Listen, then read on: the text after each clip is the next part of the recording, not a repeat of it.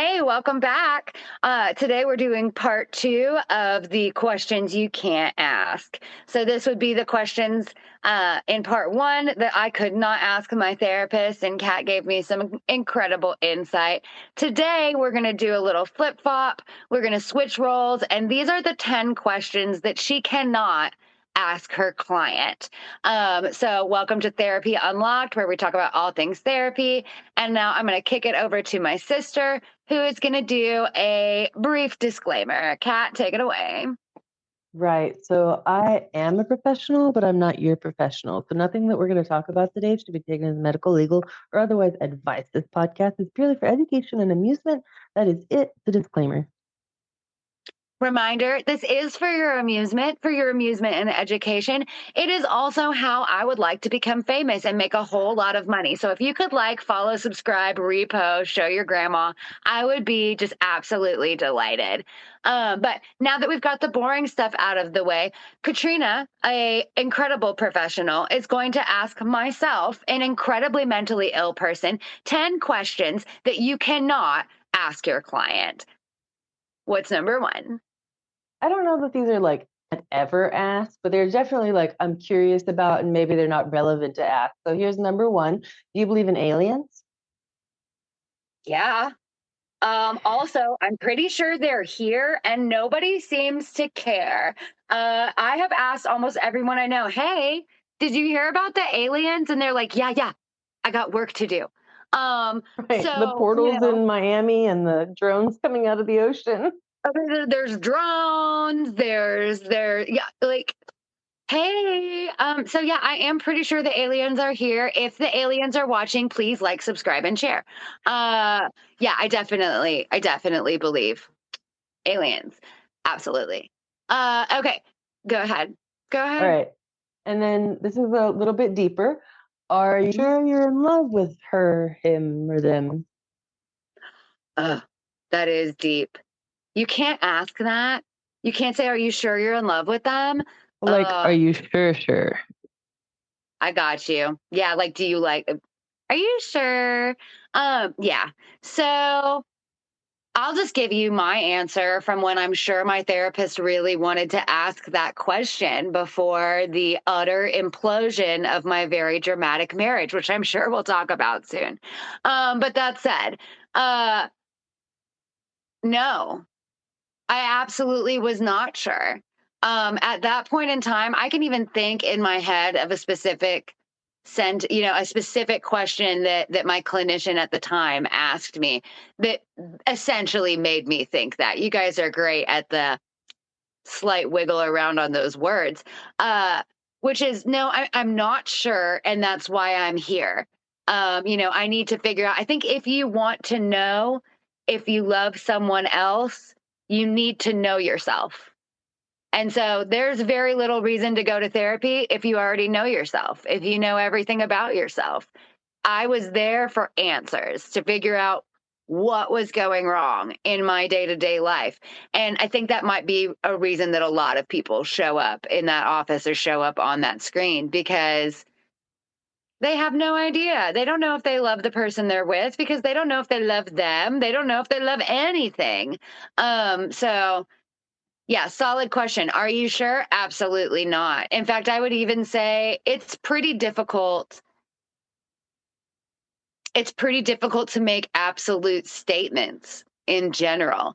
So saying, yes, I'm absolutely sure that I love that person is such a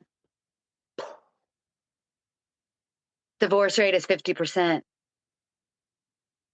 You So might be fun fact, absolutely sure for did you now. know that they haven't actually measured that since like the 90s or some shit? They haven't really measured the divorce rate. I mean, don't quote me on that. Somebody Google that, comment, I'm going to explain. quote you. Yeah. But to my knowledge, the Correct us divorce in rate the isn't comments. the divorce rate isn't really tracked anymore, but it is still probably pretty high. You're looking at two divorced people right now. No, that's right. Uh, Yeah, no, that's wild. I just thought that I just accepted that as fact. Divorce rate's 50%. Divorce rate's probably more than 50%, guys, because we've only become more and more aware. Our grandmothers stayed in their marriages. I think the reason that today the divorce rate cranks up and up is because women have autonomy. Yeah. And because gays can get married now. So about 10 That's years ago, it became legal. I want to say it was about a decade ago. Don't quote me on that. And in my opinion, those are some of the longest lasting marriages. Straight people are not okay. Are the straights okay? No, no, they are not okay. They don't even know what they're doing. All right, what's the next question? Have you looked me up on the internet? Absolutely. In every way, shape, and form. I will just creep, creep, creep, creep, creep. Yeah, no, I absolutely look up my clinicians and everything about them. I probably have looked at your mother's pumpkin pie recipe. Just keep that in mind. Not for any specific reason, not to be like, just because I'm just naturally curious. I want to know. So if the information is there and it's available, I'm going to find it. That's cool. Because the feedback, this is just a sidebar, the feedback that I've gotten about my Facebook is that people have chosen me because of my Facebook lives. They've seen me just and it's gotten positive feedback. So next is, do you think of me? Because let me clarify. I have a master's degree in psychology, not a doctorate in nothing. So do you think of me like a doctor and get the white coat syndrome? Yes. I think that there is a definite white coat syndrome power dynamic feeling for myself and anyone when I walk in to a therapy setting, whether it be as an individual, a group, a couples counseling. I've done all of it. Um, there's a certain onus of that person having the power dynamic in the situation. It makes me think of the original trope of therapy where you have to lie there and be vulnerable on the Let me couch tell while you there's all of my thoughts, that kind of thing. yeah, that whole thing, like you need to be more vulnerable than therapy daddy who's gonna hear all your problems. And so, that particular trope, that particular idea, just the action of having to go to an appointment or do scheduling, sign HIPAA forms, it grants you an imaginary doctor. You have an imaginary white coat. And so I would unfortunately, yes. As to how to dispel that, that might be another podcast for another day. Yeah. Right? I But wonder I wonder if we got rid of the couch and just put chairs, if that would help. same level. Same level, like get equality in discussion might be a good idea. Yeah, but definitely that couch. I don't think anybody can it feels very casting couch, therapy couch, awkward place to expose yourself. But Yeah. then at the same time, do you guys know what therapists do on that couch in between sessions? We take a nap. We take a nap. That helps. It might help if when I came in, you were sleeping. Like that might make me feel as though we were peers versus, having a white coat syndrome dynamic. Yeah. Keep that in mind. So, Take more naps. number 6, do you sniff your own fart? Yeah.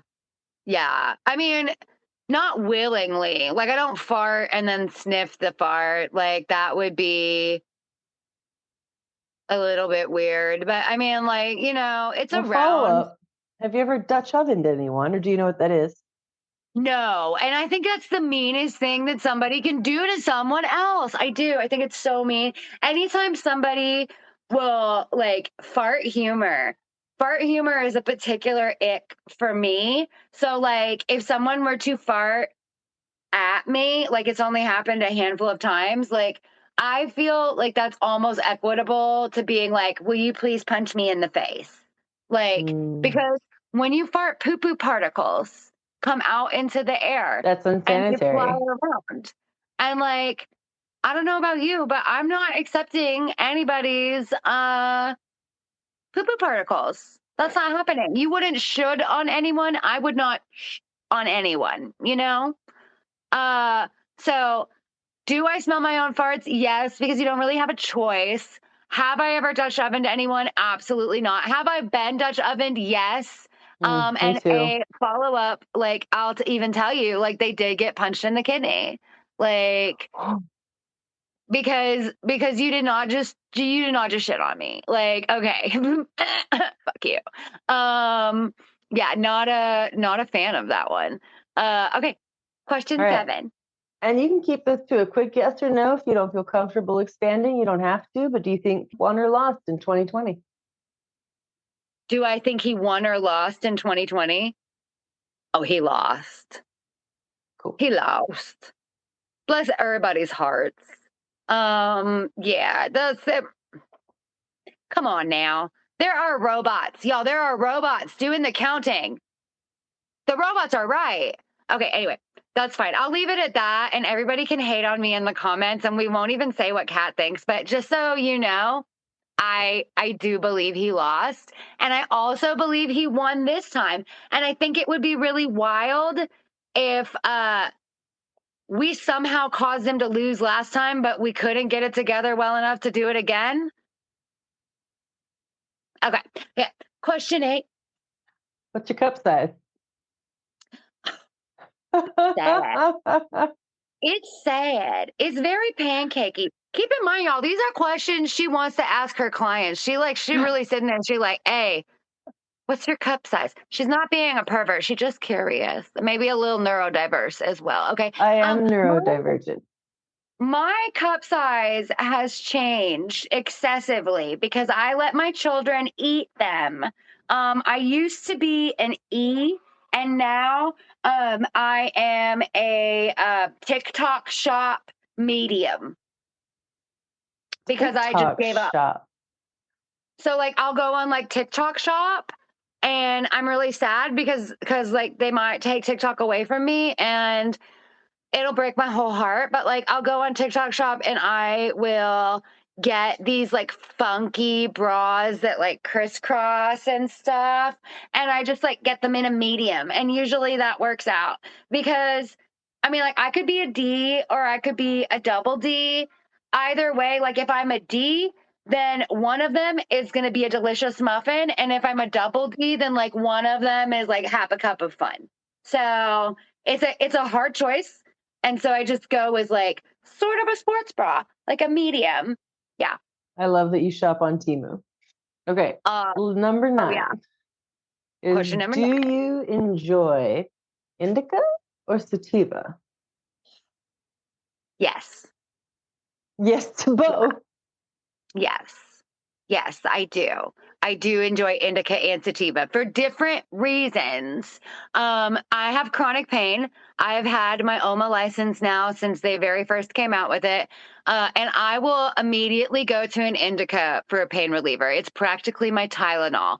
And then I adore sativa because gardening in general, especially of the sativa variety, uh, really opens your mind. It really helps take the edge off of the physical stress of chronic pain by opening your mind to different concepts and different trains of thought.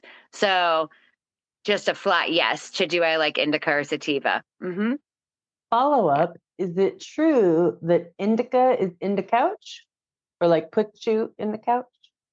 I believe that that comes from the fact that indica more affects your physical body, in my opinion, or at least for my, I think everybody kind of, it varies slightly between from person to person, and terpenes are extremely important. We should see if we can get somebody to come on and talk with us about terpenes. Um, but that said, the indica affects your physical body and the sativa tends to affect you more mentally. So indica into couch because your body is nice and fuzzy and relaxed and chilled out. You've got muscle relaxation, all of that kind of stuff. And then sativa, you're thinking mentally, you're physically less inhibited, you're going to be up, you're going to be moving around. Nice. And then lastly, let's say that we just started therapy, first the Okay. session. My question is just, do you want to listen to music today instead of talking? Yes. And I wish, and honestly, why can't we just have that for therapy? Can I just play you my YouTube playlist? Like, I feel like my therapist could have saved himself 6 to 7 months of getting to know me if he had just gone to my YouTube playlist, listened through it, and been like, okay, I see where your few problems are.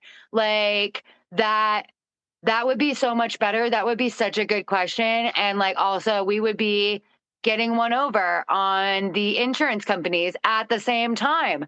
We could be just vibing, listening to music, and then they could pay you, and it would be amazing. So, my answer to that is yes. Everybody should come up in the comments and let us know, what is your answer?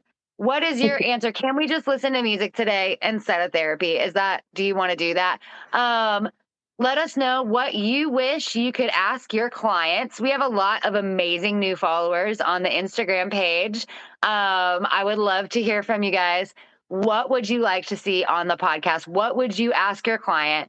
What would you ask your therapist? And also just let us know anything. What's your favorite color? I love you. Okay, well, this was so much fun. And I think that we can close off for the day.